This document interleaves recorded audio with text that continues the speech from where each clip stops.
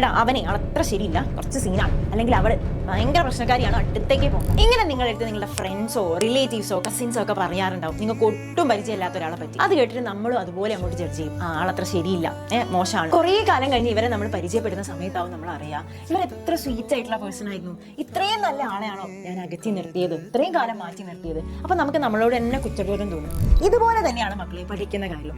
ചില സബ്ജക്റ്റുകളുണ്ട്, ഇപ്പം for example maths എടുക്കാം, അല്ലെങ്കിൽ ഫിസിക്സ് എടുക്കാം. ഫിസിക്സ് ഭയങ്കര ടഫാണെന്ന് നിങ്ങളെ ഫ്രണ്ട് പറയുന്നു. അപ്പൊ നിങ്ങൾക്ക് ഫിസിക്സിനെ പറ്റി വലിയ ഐഡിയ ഒന്നുമില്ല. പക്ഷെ നിങ്ങൾ എന്ത് കരുതുക, ഫിസിക്സ് എന്ന് പറഞ്ഞാൽ ഭയങ്കര സീനാണ്, ഭയങ്കര ടഫ് സബ്ജക്റ്റാണ് എന്ന് നമ്മൾ ആദ്യമേ നമ്മൾ അങ്ങോട്ട് ജഡ്ജ് ചെയ്യും. പിന്നെ നിങ്ങൾ പഠിക്കാനിരിക്കുന്ന സമയത്ത് ഈ ഫിസിക്സിന്റെ ടെക്സ്റ്റ് കാണുമ്പോൾ ഇല്ല ഇതിനെ കൊണ്ട് പറ്റില്ല, ഭയങ്കര സീനാണ്, ടഫാണ്. പക്ഷെ നിങ്ങളൊന്ന് മനസ്സിലാക്കിയാൽ തീരുന്ന പ്രശ്നമേ ഉള്ളൂ. നിങ്ങൾ അതിനെ ഒന്ന് മനസ്സിലാക്കി പഠിച്ചു നോക്കൂ. ആദ്യമേ ഇത് ഭയങ്കര പ്രശ്നക്കാരനാണെന്ന് കരുതി ഇരുന്ന് കഴിഞ്ഞാൽ നമുക്ക് പ്രശ്നക്കാരനായിട്ടേ തോന്നുള്ളൂ. അപ്പൊ അതൊന്ന് മനസ്സിലാക്കി ഇഷ്ടപ്പെട്ട് പഠിച്ചു തുടങ്ങിയ ഈ ആളുകളെ പോലെ തന്നെ എല്ലാം വളരെ സിമ്പിൾ ആയിരിക്കും, നമുക്ക് ഈസി ആയിട്ട് മുന്നോട്ട് പോകും.